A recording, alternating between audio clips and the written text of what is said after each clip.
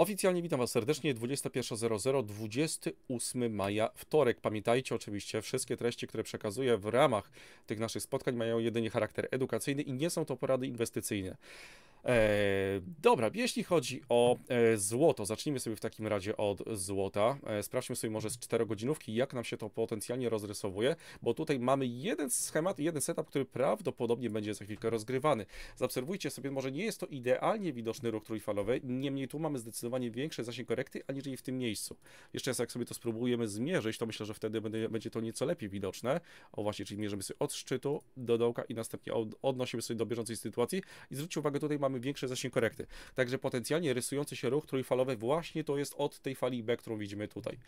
Więc jeśli byśmy w ten sposób to rozważali, no to mamy tutaj naszą falę A, tutaj następnie falę B korekty prostej i fala C właśnie rozwija nam się do okolic 2373. Zaobserwujmy również tutaj po lewej stronie na te rejony, w których już reagowaliśmy jako biegunowość, czyli ten szczyt tutaj z lewej strony, następnie retest tego poziomu tutaj na tym dołku i aktualnie aż się prosi, żeby poziom ponownie był zretestowany. 2373. Jeśli chodzi o ropę, zwróćcie uwagę z godzinówki, jak bardzo ładnie się tutaj rozwija chwilowo wolumen popytowy. Jeśli zrobimy sobie mierzenie z korekty claytonowskiej, czyli bierzemy pod uwagę ostatnią falę w ramach ukończonego impulsu spadkowego, to widzimy potencjalny zasięg aktualnego wzrostu, czyli to są do tych rejonów okolic 80,13. Aktualnie wychodzi taki potencjalny double top. Czy przy tak mocnym wolumenie warto wchodzić? No to myślę, że sobie każdy sam musi odpowiedzieć na pytanie. Niemniej potencjalnie, gdyby rozwinęła się nam tutaj po uderzeniu w ramach tego setupu jakaś korekta prosta, czyli zobaczyliśmy jakiś bardzo ładny właśnie zarysowujący się ruch trójfalowy, no to wtedy będzie można rozważać jakiś setup korekcyjny do tego. Na razie pociąg myślę, że nadjeżdża. Jeśli chodzi o USD PLN, zwróćcie uwagę na to, co się dzieje chwilowo na wolumenach podażowych na H4. Z kolei na H1 również wolumen podażowy na razie nie odpuszcza.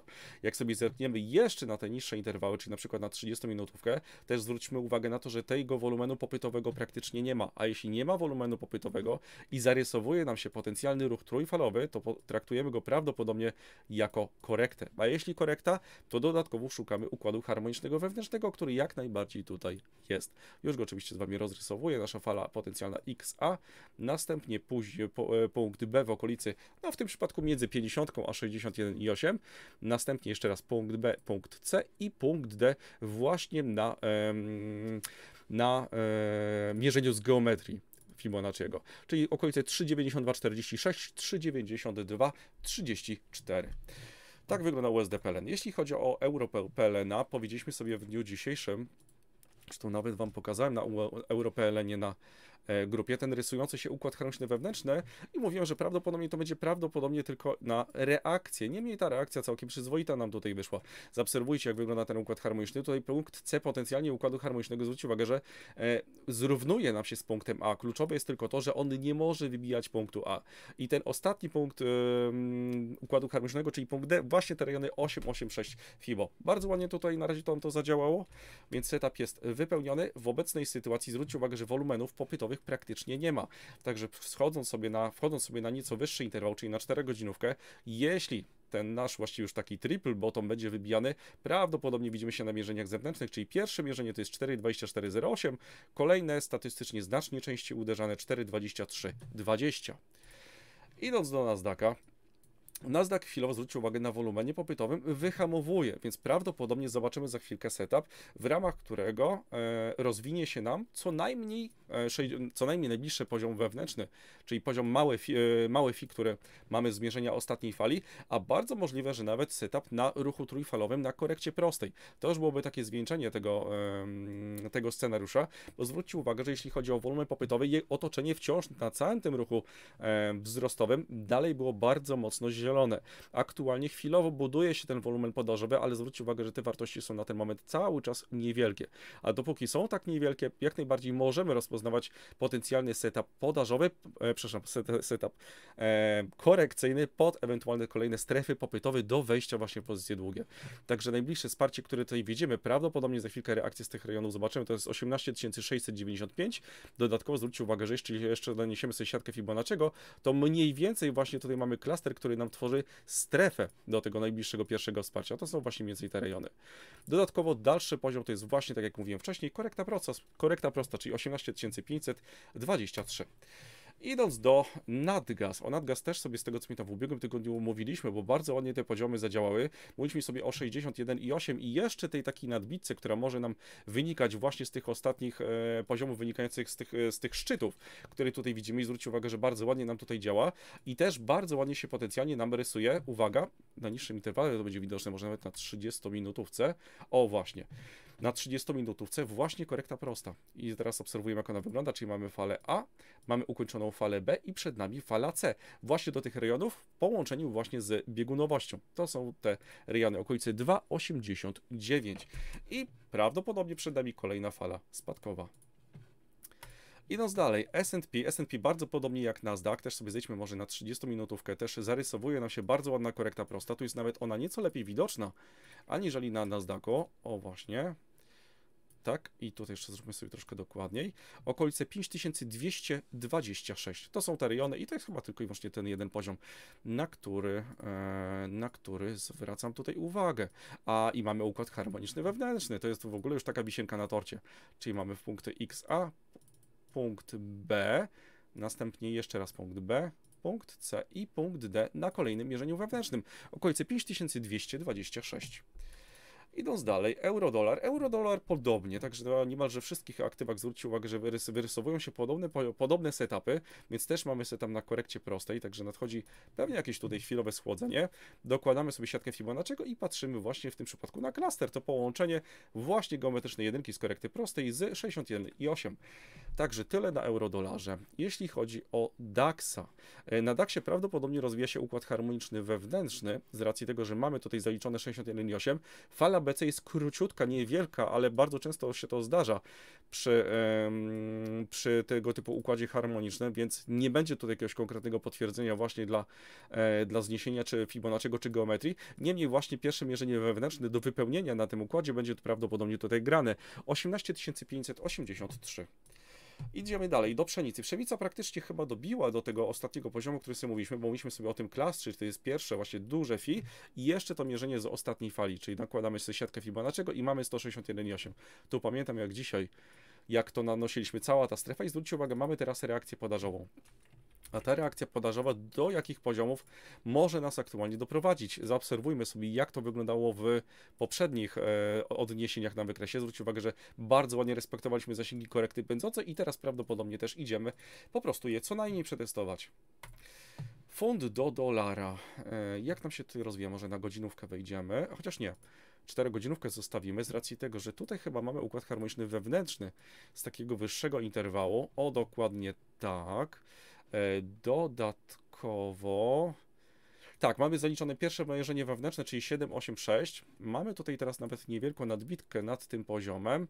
O właśnie, i tu, żeby nie było zdziwienia, tu może wystąpić taki setup, który dosyć często się w ostatnim czasie właśnie zdarza.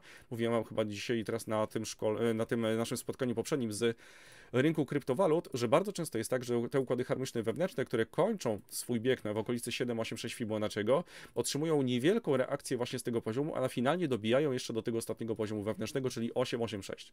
Sprawdźmy sobie jeszcze z niższych interwałów te rejony, gdzie możemy dobić właśnie z naszą korektą, a do tego sobie zmierzymy korektę Claytonowską i takie rejony najbliższego wsparcia to są właśnie rejony w okolicy 1,2739 i to właściwie tyle, jeśli chodzi o ten instrument. Jeśli chodzi o silver, może godzinówkę sobie włączymy.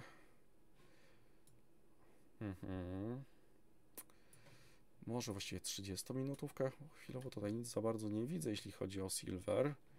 Niemniej popytowo od niższych interwałów na razie jest, więc wygląda to na to, jakbyśmy jeszcze mogli podejść nieco na północ. Dobra, jeśli mamy jeszcze podejść nieco na północ, zmierzmy sobie całą ostatnią falę. Właściwie, przepraszam, zejdę sobie na godzinówkę. 8,86, ostatni poziom wewnętrznych jest zaliczony. Powiem wam tak, jeśli chodzi o silver, nie mam pomysłu za bardzo na obecną sytuację. Nie, jeśli chodzi o silver, niestety nie mam pomysłu. Także tutaj spasuję z tym aktywem.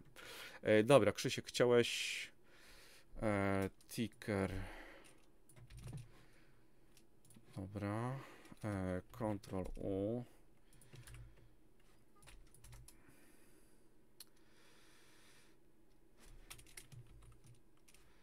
Weź jeszcze podpowiedz, jak to się... Podpowiedz, Krzyśku, jeszcze jak to się pisze. Samo S? A, okej. Nie, to tutaj potrzebujemy... Nie mogę znaleźć, powiem ci.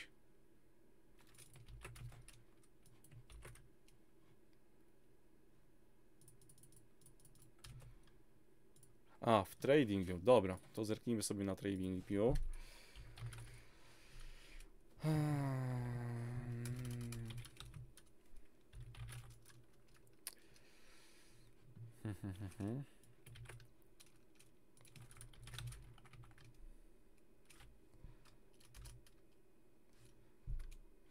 Nie widzę, powiem ci szczerze. No, samo S wpisuję.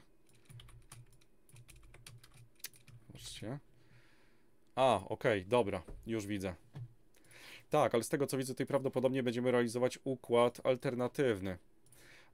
Mamy 2,24? Mamy 2,24.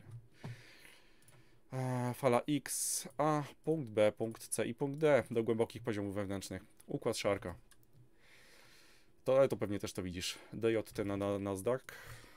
Sprawdźmy, czy mamy tutaj. DJT. Nie mamy, to też dajmy sobie tutaj jeszcze. DJT. Nasdaq. 4 godziny. Nie, przepraszam, 30 minut. Tak, tu jeszcze miejsca mamy potencjalnie. I tutaj jest jeden poziom. Chciałem powiedzieć, że tylko wyłącznie 61,8, ale te 61,8 jest tutaj wzmocnione, bo mamy bardzo ładną biegunowość w tych rejonach. Także najbliższy opór i to tyle, jeśli chodzi o to aktywo. Dobra. A, nie widziałeś tego? Okej. A to cieszę się, że ja widziałem. A znaczy, nie cieszę się, że ty nie widziałeś, ale cieszę się, że dostrzegłem. Dobra, zerkniesz na Mara? Oczywiście, że tak. Mara to mamy tutaj, jeśli dobrze pamiętam. Nawet mam w obserwowanych po waszych ostatnich prośbach o analizę. Szablony ogólny. Wolumen tylko tickowy muszę sobie ustawić. Bo tutaj nie będzie klaster delta. De facto w przyszłym tygodniu sobie poomawiamy platformę z MT5. Także już taką małą zapowiedź wam mówię. Dobra, nanosimy sobie mierzenie ostatniej fali. Tak, tutaj co ciekawe, mamy dwa setupy. Ciężko powiedzieć, który będzie nawet tutaj lepiej grany. Z racji tego, że w pierwszej kolejności zwróćcie uwagę, mamy tutaj falę A, mamy falę B i mamy falę C, czyli potencjalnie korekta prosta nam wypada właśnie w klastrze z 61,8. Nawet to jeszcze lepiej pokażę. Raz, dwa i trzy. O właśnie, bardzo ładny klaster nam tutaj wychodzi. O, tak to chciałem pokazać, ale jednocześnie mamy tutaj również układ harmoniczny wewnętrzny. Jeśli zrobimy sobie to w ten sposób, czyli X, A i następnie punkt B, jeszcze raz punkt B, punkt C i punkt D, to mamy tutaj również układ harmoniczny wewnętrzny. Także ciężki setup, bo są dwa wsparcia, które są dosyć blisko siebie. Zaznaczę je może jeszcze taką linią poziomą, to są właśnie te rejony. Pierwszy oraz drugi 18,32. Także no, ciężko wybrać konkretne jedno wsparcie dla tego setupu.